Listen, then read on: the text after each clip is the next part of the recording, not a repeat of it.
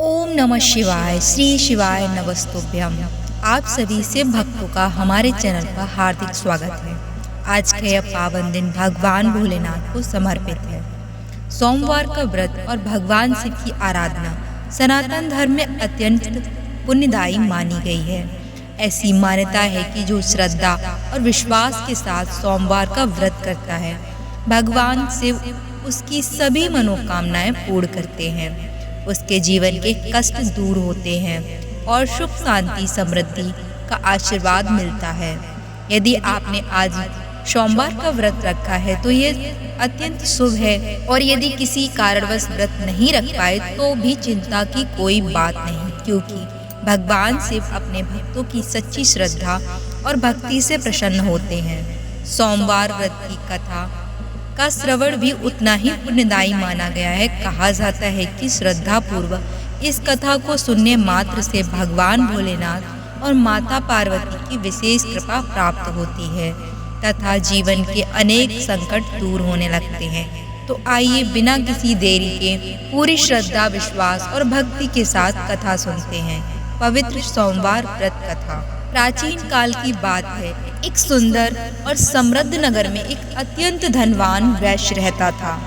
उसके पास धन दौलत, वैभव और ऐश्वर्य की कोई कमी नहीं थी। नगर में उसका बड़ा सम्मान था, लेकिन उसके जीवन में एक ऐसी कमी थी जो उसे दिन रात भीतर ही भीतर दुखी रखती थी। उसकी कोई संतान नहीं थी। अपार धन होने के बाद भी उसे लगता था कि उसका जीवन अधूरा है। वह अक्सर यही सोचता था कि उसके बाद इस विशाल संपत्ति का उत्तराधिकारी कौन बनेगा। इसी चिंता में उसका मन हमेशा व्याकुल रहता था।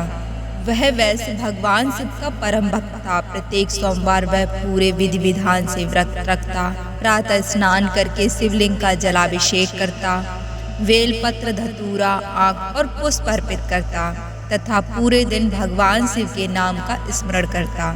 सायंकाल वह शिव मंदिर जाकर घी का दीपक जलाता, बड़े प्रेम से विविध प्रकार के पकवान बनाकर भगवान भोलेनाथ को भोग लगाता और प्रसाद ग्रहण कर अपनी पत्नी को भी प्रसाद देता। उसके मन में केवल एक ही प्रार्थना थी, हे भोलेनाथ, यदि आपकी कृपा हो जाए तो मुझे एक योग्य संतान का सुख अवश्य दें। उसकी निष्काम भक्ति, अटूट विश्वास और निस्वार्थ सेवा को देखकर स्वयं माता पार्वती का हृदय करुणा से भर उठा। माता पार्वती उस वैश्य की अटूट श्रद्धा और निष्काम भक्ति को प्रतिदिन देखती थी। एक भी सोमवार ऐसा नहीं जाता जब वह पूरे मन से भगवान शिव का पूजन न करता हो। उसकी आंखों में संतान पाने की आशा थी, लेकिन उसके मुख पर कभी शिकायत नहीं थी। वह केवल इतना कहता, हे भोलेनाथ, मुझे आपके न्याय पर पूर्ण विश्वास है। जो भी देंगे वही मेरे लिए सर्वोत्तम होगा। एक दिन माता पार्वती भगवान शिव से बोली, हे प्रभु, यह आपका भक्त वर्षों से बड़ी श्रद्धा और विश्वास के साथ प्रत्येक सोमवार आपका व्रत करता है, मंदिर में दीप प्रज्वलित करता है, आपका पूजन करता है और कभी किसी प्रकार की शिकायत भी नहीं करता। फिर भी इसकी गोद सुनी है, क्या अब इसके दुख का अंत नहीं होना चाहिए? भगवान से मुस्कुराए और अत्यंत गंभीर स्वर में बोले, देवी, यह संपूर्ण संसार कर्म के नियमों से संचालित होता है। प्रत्येक जीव अपने पूर्व जन्मों के कर्मों का फल भोगने के लिए ही इस संसार में आता है। इस वैश्य के भाग्य में संतान सुख नहीं लिखा है, यह उसी के पूर्व जन्म के कर्मों का परिणाम है। माता पार्वती ने पुनः विनम्रता से कहा, प्रभु, मैं जानती हूँ कि कर्मों का विधान अटल है, लेकिन आप तो करुणा के सागर हैं, भक्त वत्सल हैं। जब कोई भक्त पूरे मन से आपकी शरण में आता है, तब आपकी कृपा उसके कठिन से कठिन भाग्य को भी बदल सकती है। यह वैसे किसी स्वार्थ से आपकी भक्ति नहीं करता, इसकी श्रद्धा सच्ची है। यदि ऐसे भक्त पर भी आपकी कृपा ना हो तो फिर संसार में भक्ति का महत्व कैसे बना रहेगा? माता पार्वती के करुणामय वचन सुनकर भगवान शिव कुछ क्षण मौन रहे। फिर उन्होंने कहा, देवी, तुम्हारी प्रार्थना को मैं अस्वीकार नहीं कर सकता। तुम्हारे आग्रह पर मैं इस भक्त को पुत्र का वरदान देता हूँ, किंतु इसके भाग्य का विधान पूरी तरह नहीं बदलेगा। इसे पुत्र अवश्य प्राप्त होगा, पर उसकी आयु केवल 12 वर्ष होगी। इसके बाद उसे इस संसार से विदा लेना होगा। ये सारी दिव्य वार्ता संयोगवश वही वैश्य सुन रहा था। भगवान शिव के मुख से यह बात सुनकर उसके हृदय को एक ओर पुत्र प्राप्ति की आशा मिली, तो दूसरी ओर 12 वर्ष बाद पुत्र वियोग का गहरा दुख भी मन में बैठ गया। फिर भी उसने भगवान की इच्छा को सर्वोपरि माना और पहले से भी अधिक श्रद्धा के साथ सोमवार का व्रत, पूजन और सेवा करता रहा। कुछ समय बाद भगवान शिव की कृपा से उसकी पत्नी गर्भवती हुई। पूरे परिवार में खुशी की लहर दौड़ गई। शुभ समय आने पर उसने एक अत्यंत सुंदर, तेजस्वी और स्वस्थ पुत्र को जन्म दिया। घर में उत्सव मनाया गया, निर्धनों को दान दिया गया, ब्राह्मणों को भोजन कराया गया और भगवान शिव का अभिषेक पूरे विधि विधान से किया गया। नगर के लोग उस वैश्य को पुत्र प्राप्ति की बधाइयां देने लगे। सभी लोग आनंदित थे, लेकिन उस पिता के हृदय में एक अनकहा भय हमेशा बना रहता था। जब भी वह अपने पुत्र को मुस्कुराते हुए देखता, उसके मन में भगवान शिव के वे वचन गूंज उठते, इसकी आयु केवल 12 वर्ष है। फिर भी उसने कभी अपने पुत्र के सामने अपना दुख प्रकट नहीं किया। वह हर सोमवार पहले से भी अधिक श्रद्धा के साथ भगवान शिव की आराधना करता और मन ही मन प्रार्थना करता, हे भोलेनाथ, आपकी इच्छा ही सर्वोपरि है। मुझे इतना सामर्थ्य दीजिए कि मैं हर परिस्थिति में आपके निर्णय को स्वीकार कर सकूं। समय अपनी गति से आगे बढ़ता गया। देखते ही देखते वह बालक 11 वर्ष का हो गया। वह अत्यंत बुद्धिमान, विनम्र और तेजस्वी था। उसकी मधुर वाणी और श्रेष्ठ संस्कारों से सभी लोग प्रसन्न रहते थे। एक दिन उसकी माता ने अपने पति से कहा, अब हमारा पुत्र बड़ा हो गया है, क्यों न इसका विवाह कर दिया जाए। वैश्य कुछ क्षण शांत रहा, फिर गंभीर स्वर से बोला, अभी इसकी आयु विवाह की नहीं है। पहले इसे काशी भेजकर श्रेष्ठ विद्वानों से शिक्षा दिलाना अधिक आवश्यक है। विद्या ही मनुष्य का सबसे बड़ा धन होती है। इतना कहकर उसने अपने साले अर्थात बालक के मामा को बुलवाया। कुछ ही समय बाद बालक के मामा घर पहुंचे। वैश्य ने उनका बड़े आदर सत्कार के साथ स्वागत किया और फिर उन्हें अपने मन की बात बताई। उसने कहा, भाई साहब, मैं चाहता हूं कि आप मेरे पुत्र को काशी लेकर जाएं। वहां श्रेष्ठ आचार्यों के सानिध्य में है वेद, शास्त्र और समस्त विद्याओं का अध्ययन करें। यह कुछ स्वर्ण मुद्राएं और आवश्यक धन अपने साथ रख लीजिए, लेकिन एक बात का विशेष ध्यान रखना, रास्ते में जहाँ भी योग्य ब्राह्मण मिले उनका सम्मान करना, उन्हें भोजन कराना और यथाशक्ति यज्ञ एवं दान पुण्य करते हुए आगे बढ़ना। मामा ने शहर से यह उत्तरदायित्व स्वीकार किया। अगले ही दिन शुभ मुहूर्त में भगवान शिव का स्मरण करके दोनों काशी के लिए प्रस्थान कर गए। यात्रा के दौरान वे जिस भी नगर या गांव पहुंचते, वहां ब्राह्मणों को आदर पूर्वक भोजन कराते, यज्ञ करवाते और निर्धनों को दान देते। भगवान शिव की कृपा से उनकी यात्रा मंगलमय होती चली गई। इसी प्रकार अनेक दिनों की यात्रा के बाद वे एक विशाल और समृद्ध नगर में पहुंचे। संयोग से उसी दिन उस नगर के राजा की अत्यंत रूपवती और गुणवान पुत्री का विवाह होने वाला था। पूरे नगर को दुल्हन की तरह सजाया गया था।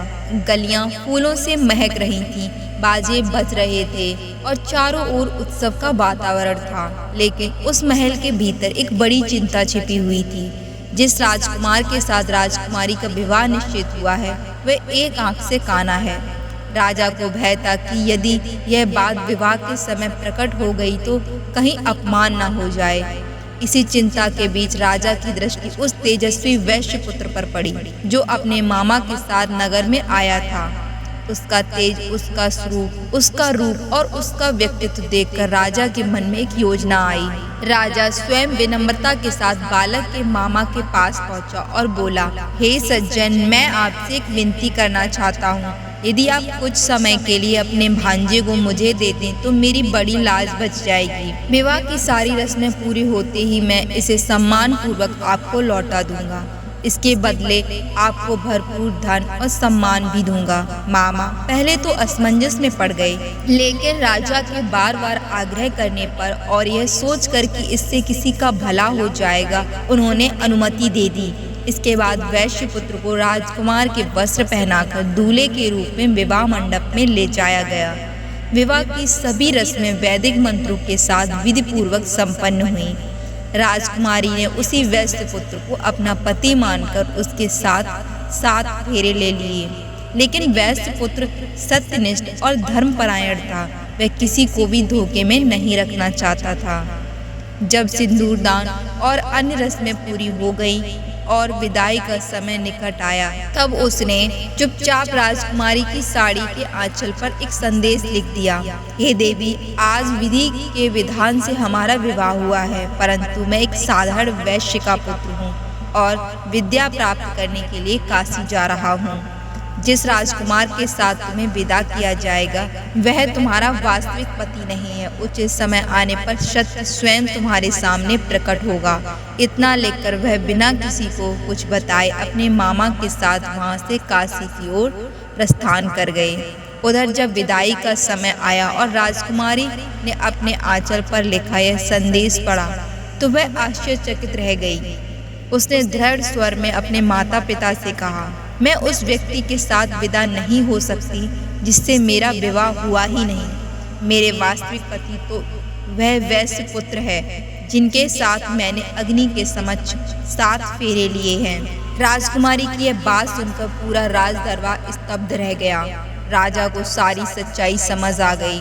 उसे अपने किए पर बहुत पश्चाताप हुआ। अंततः राजकुमारी की विदाई रोक दी गई और बारात बिना दुल्हन के ही वापस लौट गई। उधर वैश्य पुत्र और उसके मामा किसी भी बात से अनजान भगवान शिव का स्मरण करते हुए काशी पहुंच गए। काशी पहुंचकर बालक ने पूरे मन से विद्या अध्ययन प्रारंभ किया और उसके मामा यज्ञ, दान, धार्मिक कार्यों में लग गए।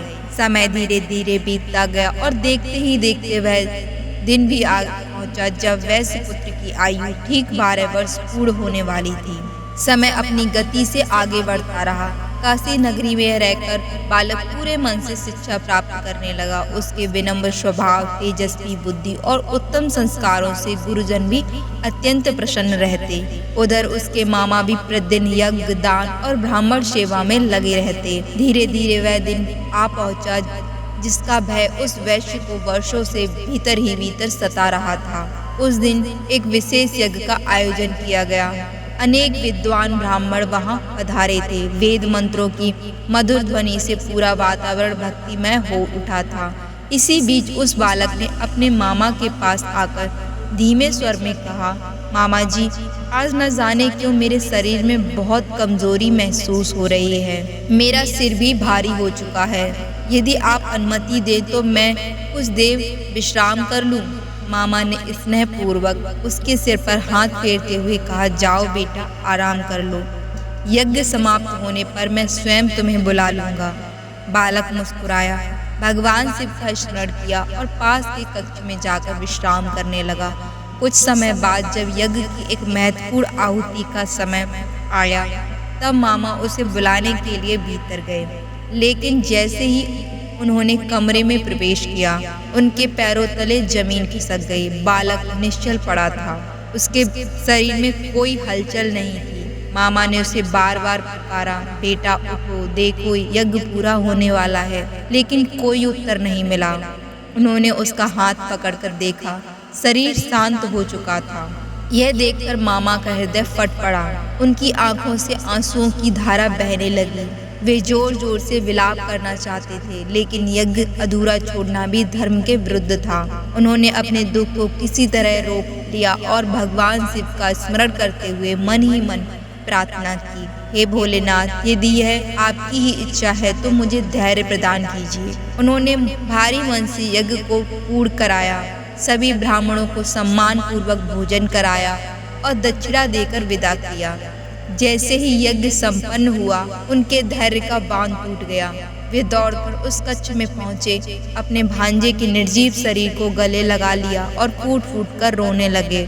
उनका करुण विलाप सुनकर मानो पूरा वातावरण भी शोकमग्न हो उठा। उसी समय संयोगवश भगवान शिव और माता पार्वती वहां से गुजर रहे थे।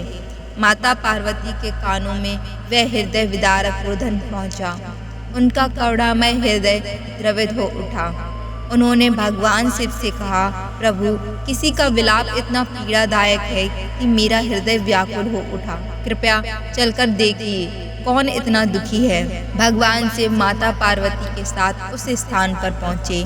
वहां उन्होंने देखा कि एक व्यक्ति अपने भांजे के निर्जीव शरीर को गोद में लेकर विलाप कर रहा है। माता पार्वती ने जैसे ही उस बालक को देखा, वे तुरंत उसे पहचान गईं। उन्होंने भावुक होकर भगवान शिव से कहा, प्रभु, यह वही बालक है जिसे आपने मेरे आग्रह पर उस वैश्य को पुत्र रूप में प्रदान किया था। क्या इसका जीवन यहीं समाप्त हो जाएगा? भगवान शिव गंभीर स्वर में बोले, देवी, इस बालक की निर्धारित आयु पूर्ण हो चुकी है। यह अपने कर्मों के अनुसार मृत्यु को प्राप्त हुआ है। माता पार्वती की आंखें करुणा से भर आईं। उन्होंने दोनों हाथ जोड़कर विनम्र निवेदन किया, प्रभु, आपने ही इसे अपने वरदान से जन्म दिया था। यदि आज यह बालक जीवित ना हुआ तो उसके माता पिता पुत्र वियोग का दुख सह नहीं पाएंगे। आपकी करुणा की महिमा ही तो संसार गाता है। कृपा करके इसे पुनः जीवन दान दीजिए। भगवान शिव कुछ क्षण मौन रहे, फिर उन्होंने अपने करुणामय स्वर में कहा, देवी, तुम्हारी करुणा और भक्ति के प्रति तुम्हारे प्रेम से मैं अत्यंत प्रसन्न हूँ। आज से यह बालक केवल 12 वर्ष का नहीं रहेगा। मैं इसे दीर्घायु होने का वरदान देता हूँ। इतना कहते ही भगवान शिव ने अपने दिव्य कर कमलों से बालक के मस्तक का स्पर्श किया। क्षण भर में जैसे निर्जीव शरीर में प्राणों का संचार हो गया। बालक ने धीरे धीरे अपनी आंखें खोली। उसने सामने भगवान शिव और माता पार्वती के दिव्य स्वरूप का दर्शन किया। वह तुरंत उठकर उनके चरणों में साष्टांग दंडवत हो गया। मामा की आंखों में अब दुख के नहीं बल्कि आनंद और कृतज्ञता के आंसू बह रहे थे। वे बार बार भगवान शिव और माता पार्वती के चरणों में सिर झुकाकर कहने लगे, हे भोलेनाथ, आपकी महिमा अपरंपार है। आपकी कृपा से आज मेरा भांजा पुनः जीवन पा गया। हम जीवन भर आपके इस उपकार को कभी नहीं भूलेंगे। भगवान शिव और माता पार्वती ने दोनों को आशीर्वाद दिया और अंतर्ध्यान हो गए और अपने दिव्य धाम कैलाश लौट गए। उधर मामा और भांजा भगवान शिव की असीम कृपा का गुणगान करते हुए अपने घर लौटने की तैयारी करने लगे। भगवान शिव की असीम कृपा से नया जीवन प्राप्त करने के बाद वह बालक और उसके मामा कुछ समय तक काशी में ही रहे। अपनी शिक्षा पूर्ण करने के पश्चात उन्होंने अपने नगर लौटने का निश्चय किया। घर लौटते समय वे पुनः उसी नगर में पहुंचे जहां कुछ वर्ष पहले राजकुमारी के साथ उस वैश्य पुत्र का विवाह हुआ था। जैसा कि उनकी आदत थी, वहां पहुंचते ही उन्होंने सबसे पहले भगवान का स्मरण किया, यज्ञ का आयोजन कराया, ब्राह्मणों को आदर पूर्वक भोजन कराया और दान दक्षिणा देकर उनका सम्मान किया। उस नगर के लोगों ने यह समाचार राजा तक पहुंचाया कि एक तेजस्वी वैश्य पुत्र काशी से लौटकर यज्ञ और ब्राह्मण भोजन करा रहा है। तो राजा स्वयं उसे देखने के लिए वहां पहुंचा। जैसे ही राजा ने उस युवक को देखा, वह तुरंत उसे पहचान गया। उसके चेहरे पर प्रसन्नता छा गई। वह आगे बढ़ा और प्रेम पूर्वक उसे गले लगा लिया। राजा भावुक होकर बोला, पुत्र, उस दिन परिस्थितियों ने मुझे भूल करने पर विवश कर दिया था। आज तुम्हें सकुशल देखकर मेरा हृदय प्रसन्न हो गया है। तुम ही मेरी पुत्री के वास्तविक पति हो। कृपया मेरे इस अपराध को क्षमा कर दो। वैश्य पुत्र ने बड़े विनम्र स्वभाव से उत्तर दिया, महाराज, जो कुछ भी हुआ वह ईश्वर की इच्छा से हुआ। मेरे मन में आपके प्रति कोई द्वेष नहीं है। राजा उसकी उदारता और श्रेष्ठ संस्कार देखकर अत्यंत प्रसन्न हुआ। कुछ दिनों तक उसने अपने दामाद और उसके मामा का बड़े सम्मान और आदर के साथ सत्कार किया। फिर शुभ मुहूर्त में अपनी पुत्री को बहुमूल्य वस्त्र, आभूषण, दान, दहेज और अनेक उपहारों सहित विधि पूर्वक विदा किया। राजकुमारी भी अपने वास्तविक पति को पाकर अत्यंत प्रसन्न थी। दोनों भगवान शिव का स्मरण करते हुए अपने नगर की ओर चल पड़े। जब वे अपने नगर के समीप पहुँचे तब मामा ने कहा, मैं पहले जाकर तुम्हें माता पिता को तुम्हारे आने का शुभ समाचार देता हूँ, ताकि वे पूरे उत्साह के साथ तुम्हारा स्वागत कर सकें। यह कहकर वे तेजी से नगर की ओर बढ़ गए। उधर वैश्य और उसकी पत्नी का हृदय वर्षों से पुत्र वियोग की पीड़ा सह रहा था। उन्हें तो भगवान शिव के वचनों के अनुसार यही विश्वास था कि उनका पुत्र अब इस संसार में नहीं रहा होगा। दोनों ने निश्चय कर लिया था कि यदि आज भी उनका पुत्र वापस नहीं लौटा तो वे अपने प्राण त्याग देंगे। उसी समय मामा वहां पहुंचे और प्रसन्न होकर बोले, बहन, जीजाजी, अब शोक छोड़ दीजिए। भगवान भोलेनाथ की असीम कृपा से आपका पुत्र पूर्णतः स्वस्थ है और अपनी पत्नी के साथ घर लौट रहा है। यह समाचार सुनते ही दोनों की आंखों से आनंद के आंसू बह निकले। उन्होंने तुरंत भगवान शिव का स्मरण किया और अपने परिवार सहित पुत्र तथा पुत्र वधू के स्वागत की तैयारियां करने लगे। कुछ ही देर बाद वैश्य पुत्र अपनी पत्नी के साथ घर पहुंचा। माता ने पुत्र को देखा तो उसे अपने हृदय से लगा लिया। पिता की आंखों में आंसू भर आए। पूरा परिवार भगवान शिव की महिमा का गुणगान करने लगा। उस दिन पूरे नगर में उत्सव जैसा वातावरण था। ब्राह्मणों को भोजन कराया गया, निर्धनों को दान दिया गया और भगवान शिव का विशेष अभिषेक एवं पूजन किया गया। वैश्य ने हाथ जोड़कर भाव विभोर होकर प्रार्थना की, हे भोलेनाथ, आपकी कृपा से आज मेरा घर परिवार फिर से खुशियों में भर गया है। आपका यह उपकार मैं जीवन भर नहीं भूलूंगा। कहा जाता है कि उस दिन के बाद वह वैश्य और उसका पूरा परिवार प्रत्येक सोमवार श्रद्धा और विधि विधान से भगवान शिव का व्रत करने लगे। उनके घर में सदैव सुख, शांति, समृद्धि और भगवान शिव की कृपा बनी रही। इसीलिए शास्त्रों में कहा गया है कि जो श्रद्धा, विश्वास और सच्चे मन से सोमवार का व्रत करता है, भगवान शिव का पूजन करता है और इस पवित्र सोमवार व्रत कथा का श्रवण या पाठ करता है, भगवान भोलेनाथ उसकी सभी मनोकामनाएं पूर्ण करते हैं, उसके जीवन के कष्ट दूर करते हैं और उसे सुख, समृद्धि, आरोग्य तथा अंत में शिवलोक की प्राप्ति का आशीर्वाद देते हैं। बोलिए भक्त वत्सल भगवान भोलेनाथ की जय। हर हर महादेव। कथा पूर्ण होती है। आप सभी को ये कथा पसंद आई हो तो इस वीडियो को लाइक करें और हमारे चैनल को सब्सक्राइब करें। मिलते हैं अगली वीडियो में, तब तक के लिए धन्यवाद। हर हर महादेव।